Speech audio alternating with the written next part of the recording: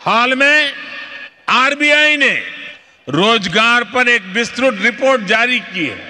इस रिपोर्ट के अनुसार बीते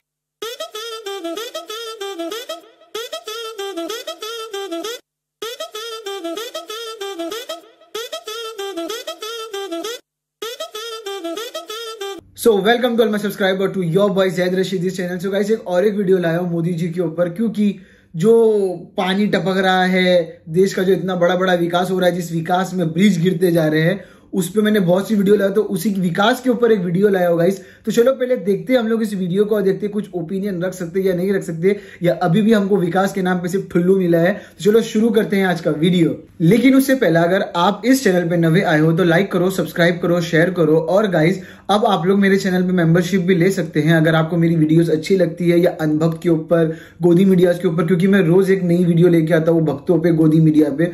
तो अगर आपको अच्छा लगता है तो आप लोग मेंबरशिप भी ले सकते हैं। तो चलो शुरू करते हैं आज का वीडियो।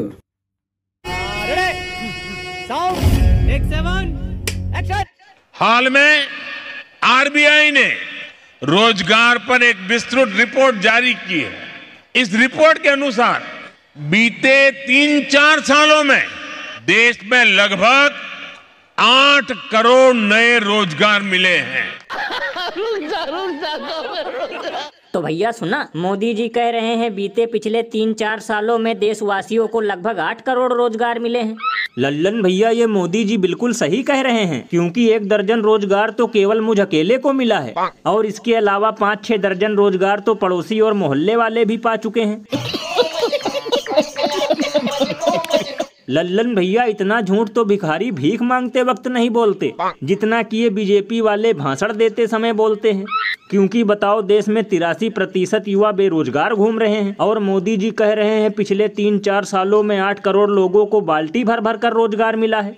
भैया इसीलिए तो लोग घनघोर बेइज्जती करते हुए ये कहते हैं कि ये लोग झूठ की नदी नहीं सीधे समुंदर बहाते हैं, क्योंकि हर बार बोलकर झूठ बस लोगों को उल्लू बनाते हैं। गजब बेइज्जती है। बताओ, खुद के गुजरात मॉडल में सांडों से ज्यादा बेरोजगार घूम रहे हैं। सिर्फ 10 लोगों की भर्ती में 10,000 लोग लाइन लगाकर खड़े हैं, और दावा किया जा रहा है कि रोजगार भंडारे में पूरी हलवे की तरह बट रहा है।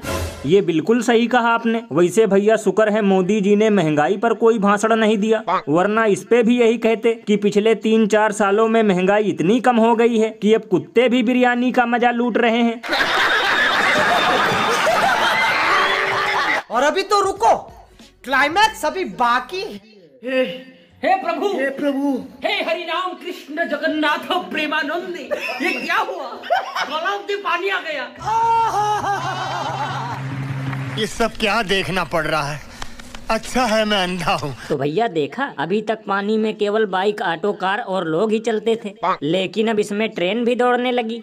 तो लल्लन भैया, इसमें चौंकने की क्या बात है? हो सकता है देश में बुलेट ट्रेन आने में अभी 15-20 साल की देरी हो, इसलिए हमारी सरकार ने बुलेट ट्रेन से पहले पानी में चलने वाली जल ट्रेन को लॉन्च कर दिया।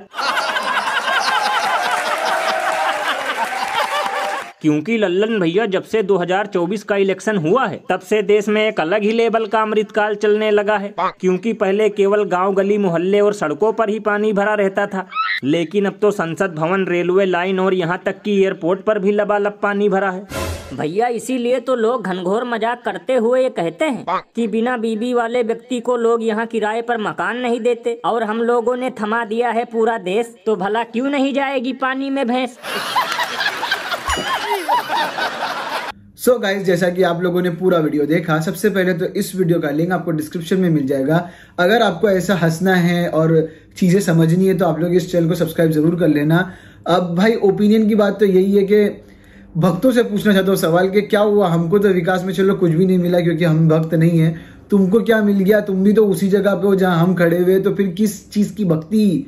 क्यों किसी को गॉड बना देते हो तुम लोग? भाई एक इंसान है वो, समझो थोड़ा इस बात को। और भक्त, अगर आप लोगों के पास इस वीडियो पे अगर कोई अच्छी ओपिनियन है तो आप लोग देना, वरना मेरे जो व्यूअर्स है वो आप लोगों के ऊपर भड़ास निकालते हैं। तो गाइस, अगर आप लोगों के पास कुछ भड़ास है तो आप लोग कमेंट सेक्शन में निकाल सकते हैं। मैं मिलता हूं अपने चैनल की नेक्स्ट वीडियो में, तब तक के लिए बाय, अल्लाह हाफिज।